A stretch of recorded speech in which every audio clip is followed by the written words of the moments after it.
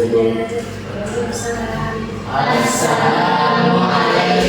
warahmatullahi wabarakatuh. Waalaikumsalam warahmatullahi wabarakatuh. Gimana kabarnya anak semua? Alhamdulillah. Sehat ya, mudah-mudahan kalian semuanya diberi kesehatan dan kekuatan untuk melaksanakan kegiatan pembelajaran. Baik, saya akan absen terlebih dahulu ya.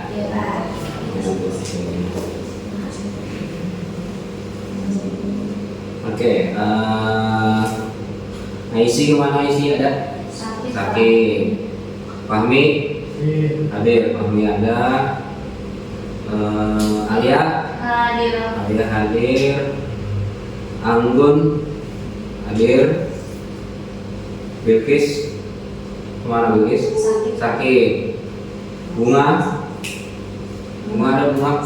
Sakit juga. Tunggu. Sakit. Bukan sakit ya. Melani? Ada. Oh. Baik, pertemuan selanjutnya kita akan menjelaskan bagaimana pusat pemerintahan dinasti Abbasiyah, ya, dinasti Abbasiyah dan kontribusinya. Nah, nanti, oke, catat dulu deh, kontribusi apa sih? Bisa dicatat ya. Kontribusi itu adalah sumbangan. Sumbangan. Ya, dari apa kontribusi itu kan sumbangan atau kata kalau di buku itu jasa-jasa. Tapi ini sumbangan apa yang telah diberikan oleh dinasti Abbasiyah untuk apa? Peradaban Islam atau kebudayaan Islam.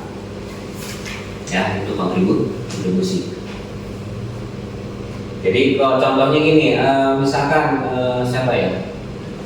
Oke, maaf, topik saya kasih contoh. Ya, topik kontribusinya apa? Ya, dia kontribusinya sumbangannya apa untuk misalkan untuk keluarganya.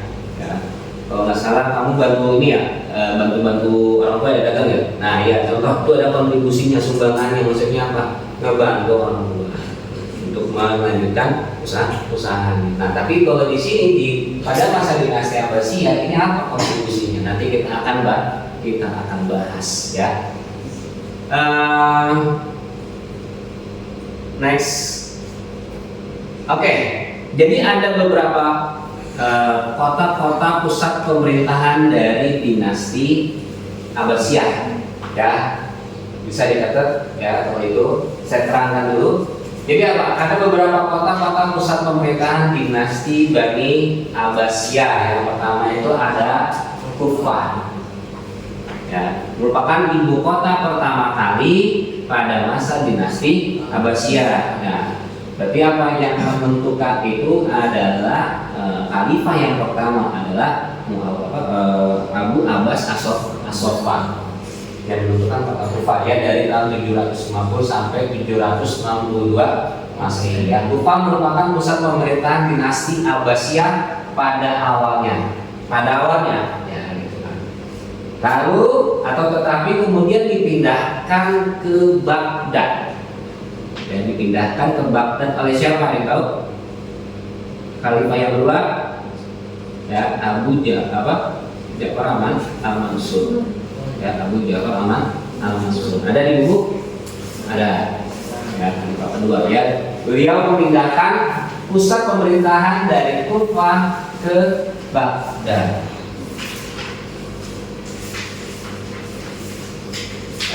Oke, saya lanjut. Yang kedua adalah pusat pemerintahan yang kedua adalah di kota Baghdad. Baru kota Baghdad. Oke, Baghdad merupakan pusat pemerintahan dinasti Abbasiyah. Ya, pusat pemerintahan dinasti Abbasiyah yang paling terkenal dan menjadi ibu kota kekhalifahan selama beberapa abad. Ya, beberapa abad sebelum nanti perpindahan sementara ke kota, nanti kita bahas ke kota Samarra atau Samar. Ya. Jadi apa? Baghdad merupakan pusat pemerintahan dinasti Abbasiyah yang sangat terkenal. Kota Baghdad. Kota Baghdad ini bisa dikatakan dengan istilah kota 1001 malam. Yang disamakan dengan kota 1001 malam. Karena apa? Arsitekturnya, bangunannya, kondisi pada waktu itu benar-benar megah, mewah, ya, mengalahkan kota-kota yang lainnya. Mohon maaf ya, mungkin di daerah Eropa, di daerah Amerika itu belum terkenal sama sekali kota-kotanya. Ya. Dalam hal apa? Kemewahan, maka dikatakan paling terkenal. Yang lain masih pada zaman Muhammad ke-8, pada masa zaman Islam, khususnya di dinasti Abbasiyah, ini sudah bisa dikatakan golden age, zaman keemasan. Ya, golden age, zaman keemasan, atau mungkin bisa juga sebagai zaman di mana yang lain belum berkembang, hanya pada masa dinasti Abbasiyah. Makanya pusat peradaban, makanya agak waktunya lebih lama, dikatakan beberapa abad, dari 762 Masehi sampai 1258 Masehi. Lanjut. Ketiga, Samarot ya, 836 sampai dengan 892 Masehi. Merupakan pusat pemerintahan dinasti Abbasiyah selama beberapa dekade, tetapi kemudian dipindahkan kembali ke Baghdad. Nanti kita akan bahas kenapa sih lebih tertarik ke Baghdad ketimbang kota-kota yang lain. Ada lagi Hiro ya, apa namanya? Saya lupa menjelaskan. Ya, lupa mencatat. Gak apa-apa, tapi di buku ada loh ya. Ini saya hanya merangkumnya saja. Next, selanjutnya alasan pemindahan pusat pemerintahan. Ya, alasan pemindahan pusat pemerintahan. Yang pertama, kenapa? Keamanan. Ya, keamanan. Pemindahan pusat pemerintahan dari Kufah ke Baghdad dilakukan karena alasan keamanan. Karena Kufah dianggap tidak aman. Karena Kufah dianggap tidak aman. Karena apa? Kufah ya istilah apa?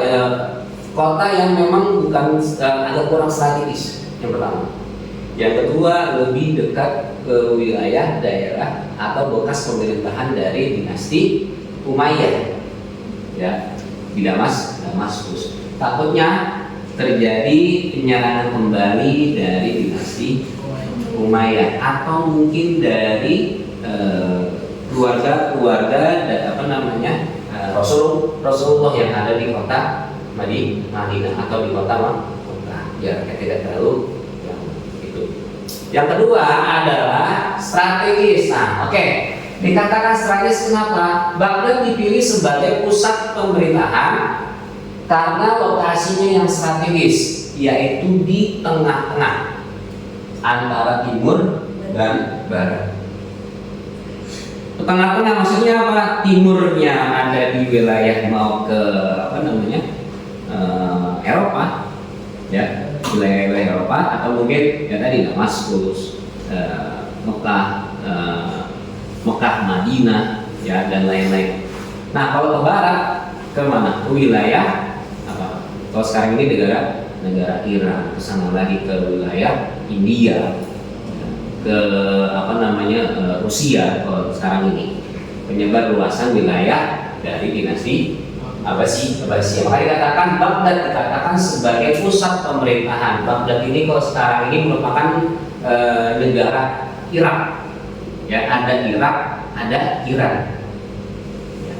Kalau Damaskus di Syria, kesinian lagi baru Iran. Ya, baru apa namanya Iran atau Persia. Maka dikatakan tadi strategis kenapa? Di tengah-tengah antara timur dan barat. Yang ketiga, faktor apa? Ekonomi. Baghdad juga dipilih karena potensi ekonominya, yaitu sebagai pusat perdagangan dan industri. Perdagangan banyak apa saja di Baghdad. Yang tadi makanya saya katakan kota 1001 satu malam misalkan ya udah ibu kota yang memang benar-benar megah mewah ya, dan dijadikan sebagai pusat ekonomi ya, tadi pusat perdagangan dan juga industri gitu. Oke kan, ini alasan kenapa pemindahan pusat pemerintahan ke kota Baghdad. Oke, next. Nah, ini peta kekuasaan dari dinasti Abbasiyah. Lihat ya. Petanya ini kecil. Tapi dataran benar-benar ini sangat luas. Oke.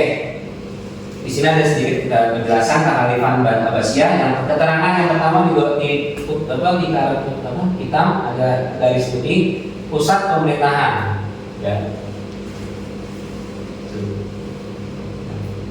Lalu ada kota-kota penting.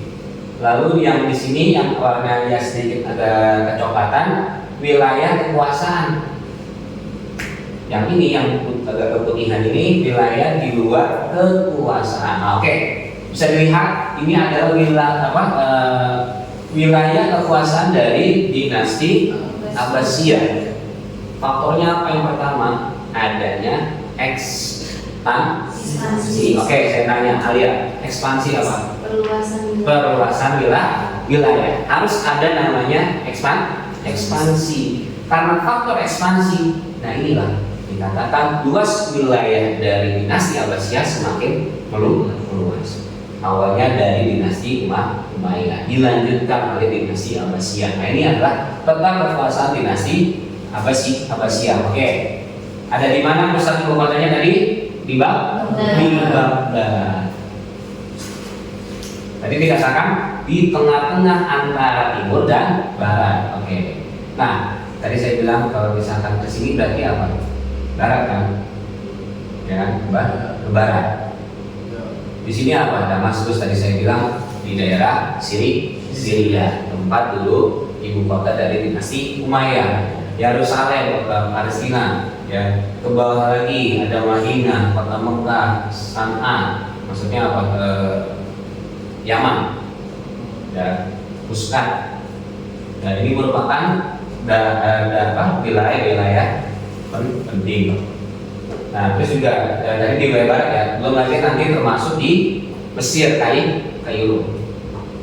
Sudah melewati apa namanya ini terusan Swiss. Tripoli ada tuh di Libya, negara Libya penghasil mie. Ya. Setelah Mesir, Kairo di sini kalau nggak salah ini ada setelah Mesir itu Aljazair, ya, Aljazair, terus sampai kalau nggak salah ya benar. Tapi saya lupa. Nah, kalau di sini ini sampai ke wilayah yang di luar dari wilayah kekuasaan ini adalah wilayah Bani Umayyah juga. Ada yang pertama, ada yang kedua. Nah ini yang khusus. Nah, ini adalah batas wilayah dari dinasti Abbasiyah. Nah ini bisa dikatakan hampir mencapai ke wilayah negara Eropa, Italia, tuh Palermo. Mungkin kalau laki-laki mungkin nggak asing namanya bola Palermo, berarti dari Italia. Oh bahwasanya kekuasaan dinasti Abbasiyah sampai ke wilayah Eropa. Oke, Eropa tidak hanya sampai situ, ya, tapi juga masuk ke wilayah perbatasan ya dengan kerajaan atau Konstantinopel atau biar dikuasai oleh Raja Romawi. Ke timur ini itu Bukhara kalau sekarang itu apa? Ya kalau nggak salah itu daerah Uzbekistan atau Turkmenistan. Bukhara dahulunya adalah wilayah kekuasaan dari Uni Soviet, terpecah akhirnya berupa negara-negara kecil. Nah, Bukhara tempat lahir dari Imam Bukhari. Lanjut ya. Nah ini perbatasan dengan India. Ya ini jadi apa? Luas wilayah dari kekuasaan dinasti Abbasiyah. Apakah luas? Sangat luas. Sangat luas. Gitu. Ya. Oke, bisa dipahami ya, ini adalah peta kekuasaan dari dinasti Bani Abbasiyah. Ya, suatu saat kalau misalkan kalian jalan-jalan, misalkan ya ini Mekah Madinah gitu umroh atau jalan-jalan yang lain, pikirin aja bahwa ini adalah bekas wilayah dari dinasti Abbasiyah. Gitu. Ya, karena pertama tadi katakan faktor dari ekspansi harus ada penyebar luasan wilayah, bukan berarti menjajah ya, mengajarkan ajaran Islam. Oke, next. Nah, tadi saya bilang kontribusi. Apa tadi kontribusi? Sumbangan. Ya, apa yang telah dilakukan oleh dinasti Abbasiyah. Kontribusi dinasti Abbasiyah untuk peradaban Islam. Yang pertama, kontribusi dalam ilmu pengetahuan. Yang di dalam buku itu banyak. Pengembangan ilmu pengetahuan. Waktu kemarin kita sudah bahas siapa aja tokoh-tokoh pengembang ilmu pengetahuan, baik itu agama maupun umum. Yang kedua, penerjemahan ayat-ayat Al-Quran. Ya, karena apa ya? Itu sumber keilmuan itu berada di dalam Al-Quran. Jadi harus diterjemahkan, ditelaah atau mungkin ditafsir. Lalu yang ketiga, pengembangan Al-Jabar. Al-Jabar apa? Ya, penghitungan, dikembangin lagi. Ini kontribusi dalam ilmu pengetahuan. Ya, untuk penjelasannya ada di buku. Yang kedua adalah selanjutnya kontribusi dalam arsitektur dan seni. Dikatakan arsitektur berarti apa? Bangunan. Yang pertama, pengembangan arsitektur Islam. Yang kedua, pengembangan seni kaligrafi. Ini dulu kita bahas sedikit. Pengembangan arsitektur Islam ya. Yang tadi saya bilang, saking megahnya kota Baghdad, bisa dikatakan kota 1001 malam. Arsitekturnya, bangunannya, kondisinya itu benar-benar mewah. Ya, apa ya? Kalau contoh di sini, masjid yang sekiranya bergaya-gaya ini. Bukan. Jabar bisa jadi kubah emas. Nah itu agak-agak apa? Arsitekturnya itu hampir mirip-mirip. Bukan begininya, tapi apa? Ya berbentuk kubah gitu, kubah besar ya dengan ukiran-ukiran. Oke, lanjut. Yang kedua adalah pengembangan seni kaligrafi. Udah pasti kaligrafi. Ya, kalian belajar kaligrafi? Ya, belajar kan? Nah itu bagaimana? Itu kaligrafi itu masih di buku. Ketika itu pengembangan udah bukan di buku lagi, tapi udah di tembok masjid, tembok rumah, tembok kubah. Itu mereka mengembangkan seni kaligrafi. Yang ketiga, pengembangan kerajinan tangan. Jadi banyak, misalkan membuat keramik, ya kan? Apalagi kendi, baju, ya kan? Gerajut dan lain-lain. Maka dikatakan kontribusi dalam arsitektur dan seni. Lanjut, yang terakhir adalah kontribusi dalam pemerintahan dan ekonomi. Yang pertama, pengembangan sistem pemerintahan. Ya. Yang kedua, pengembangan ekonomi. Yang ketiga, pengembangan kerajinan tangan bersama kita. Yang keempat, yang selanjutnya kontribusi dalam agama dan kebudayaan. Nah ini penting. Yang pertama, pengembangan ilmu agama itu di buku. Ya, kita waktu itu sudah bahas bagaimana munculnya ilmu baru, ilmu tafsir, ilmu fikih, ilmu hadis, ilmu apa tuh? Ya, tata bahasa atau nahwu. Apalagi kemarin kita bahas apa ya?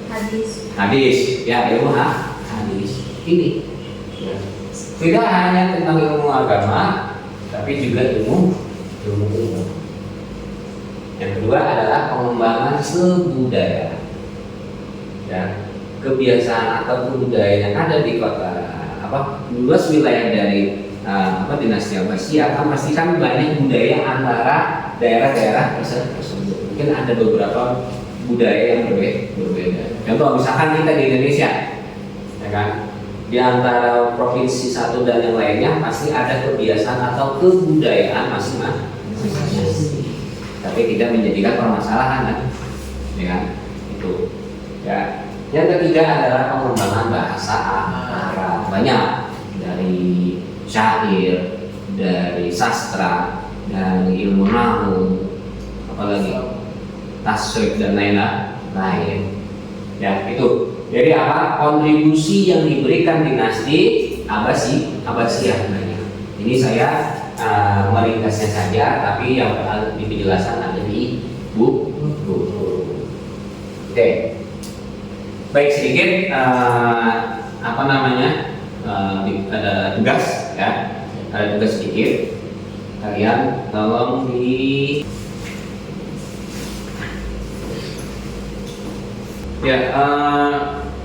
coba kalian diskusikan dulu kepada teman sekalian dan teman-teman kalian samping kiri kanan keterkaitan ini pusat pemerintahan dari dinasti Abbasiyah. Ya. Oke, biar lebih ininya, nah ini.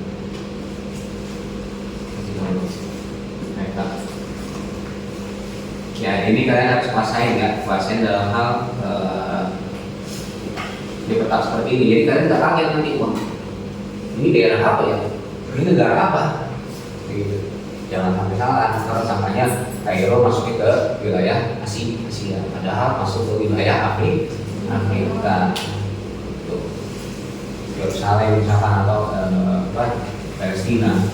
Di mana sih Palestina? Bisa kalian dengar kombinasi antara orang Islam dan Yahudi. Bagaimana di daerah mana Palestina atau daerah di sebelah sini? Jadi harus tahu peta ini dunia. Oke, ada pertanyaan kira-kira? Kalau tidak ada, saya anggap kalian paham.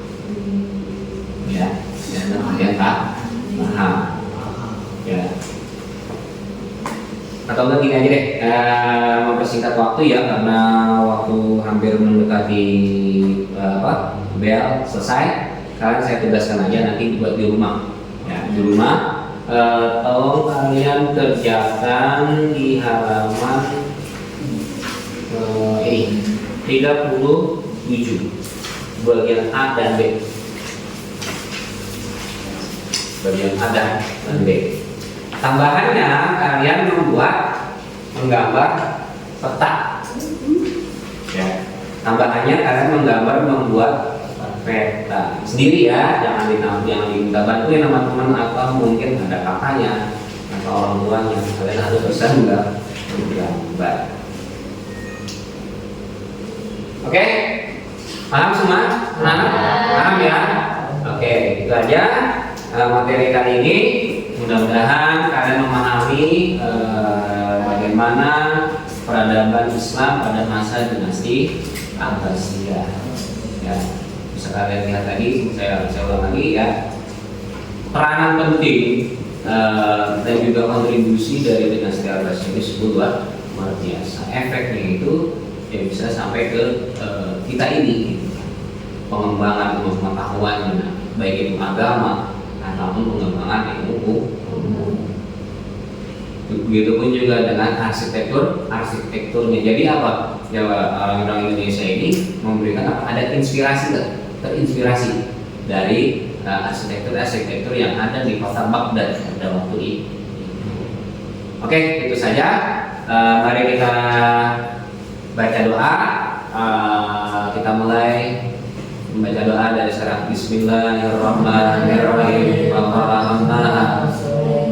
Wa qur'ana atayna hukman wa ilman wa safarna ma'ana bayyana sabitna wa khayra wa kunna fa'ilin. Ya Hayyu ya Qayyum ya Rabbal Musa wa ya Rabbal Harun wa ya Rabbal Isa wa ya Rabbal Ibrahim wa ya Rabbal Muhammadin sallallahu alaihi wasallam alaihim ajma'in. Akhirni bil fahmi wal hifzi wal aqli wa zuki wa hikmah wa al-bismi libasa taqwa ya qadiyal hajat ikhdil hajat wa akrimni bi anwa'il khairat bihifzika ala jami'i khalqika ya qabiran ghairu rahim Atina jami'an nas'alna wa zidna min fadlika wa asir inni ilaika raghibun wa anta zulfan bil azim اغفر لي ولوالدي ولجميع المسلمين والمسلمات والمؤمنين والمؤمنات برحمتك يا ارحم الراحمين. صلى الله على سيدنا محمد وعلى آله وصحبه وسلم walhamdulillahi rabbil alamin. Ya, kita nanti belajarnya berpindah-pindah ya karena saya menggunakan proyektor, kita collab. Ya, kalau kemarin kan udah, sekarang kita berada di lab atau mungkin nanti pertemuan yang selanjutnya nanti saya akan konfirmasi ke kalian masing-masing. Oke, itulah saja dari saya. Sekian, mudah-mudahan kalian selamat dalam perjalanan dan jangan lupa berdoa sebelum berangkat. Apa namanya naik kendaraan. Terima kasih. Assalamualaikum warahmatullahi wabarakatuh. Waalaikumsalam warahmatullahi wabarakatuh. Sekitar takzim salam. Assalamualaikum warahmatullahi wabarakatuh. Waalaikumsalam warahmatullahi wabarakatuh. Ya, saya pamit dulu ya. Assalamualaikum.